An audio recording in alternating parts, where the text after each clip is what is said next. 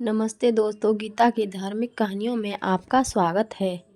आज हम बताते हैं दीपावली का पूजन और व्रत विधि। दीपावली पूजन। कार्तिक मास की अमावस्या का दिन दीपावली के रूप में पूरे देश में बड़ी धूमधाम से मनाया जाता है। इसे रोशनी का पर्व भी कहा जाता है। कहा जाता है कि कार्तिक अमावस्या को भगवान रामचंद्र जी 14 वर्ष का वनवास पूरा कर अयोध्या लौटे थे। अयोध्या वासियों ने श्री रामचंद्र के लौटने की खुशी में दीप जलाकर खुशियां मनाई थीं। इसी याद में आज तक दीपावली पर दीपक जलाए जाते हैं और कहते हैं कि इसी दिन महाराजा विक्रमादित्य का राजतिलक भी हुआ था। दीपावली व्रत विधि। दिवाली के दिन सूर्योदय से पहले उठकर स्नान करें। स्नान करने के बाद साफ कपड़े पहने। पूरे घर की साफ सफाई करने के बाद मंदिर की साफ सफाई कर माता लक्ष्मी के नाम की ज्योत जलाएं। अब विधि पूर्वक माता महालक्ष्मी और भगवान गणेश की पूजा करें। दिवाली का पूरा दिन फल, दूध और सात्विक पदार्थों का सेवन करें। माता महालक्ष्मी और भगवान गणेश की पूजा करें। दिवाली का पूरा दिन फल, दूध और सात्विक पदार्थों का सेवन करें व्यतीत करें। साथ ही इस बात का ध्यान रखें कि दिवाली के दिन आप कोई भी हिंसात्मक गतिविधि ना करें।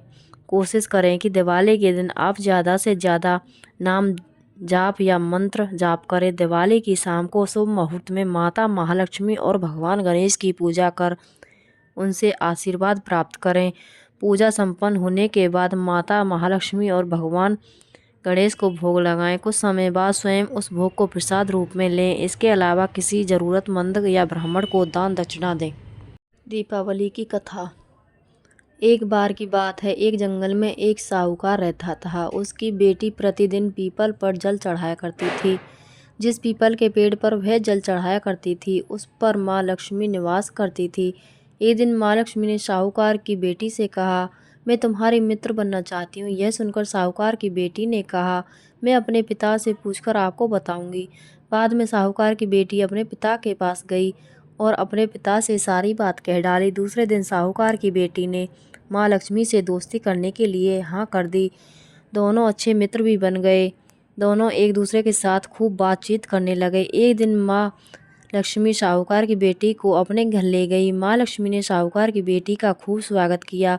उन्होंने उसे अनेकों तरह का भोजन खिलाया। जब साहूकार की बेटी माँ लक्ष्मी के घर में वापस लौटी तो माँ लक्ष्मी ने उससे एक प्रश्न पूछा कि अब तुम मुझे कब अपने घर ले जाओगी। यह सुनकर साहूकार की बेटी ने माँ लक्ष्मी को अपने घर आने को तो कह दिया, लेकिन अपने घर की आर्थिक स्थिति को देखकर वह उदास हो गई। उसे डर लगने लगा कि क्या वह अपने दोस्त का अच्छे से स्वागत कर पाएगी। यह सोचकर वह मन ही मन दुखी हो गई। साहूकार अपनी बेटी के उदास चेहरे को देखकर समझ गया।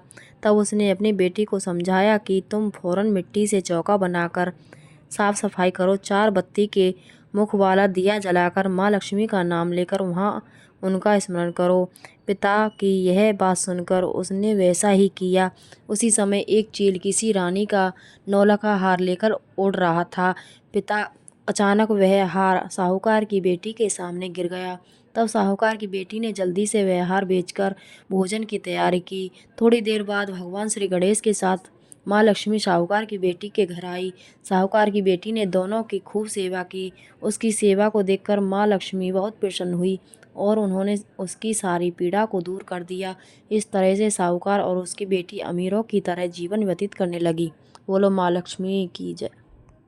वीडियो अच्छी लगी हो तो लाइक करना, शेयर करना, सब्सक्राइब करना।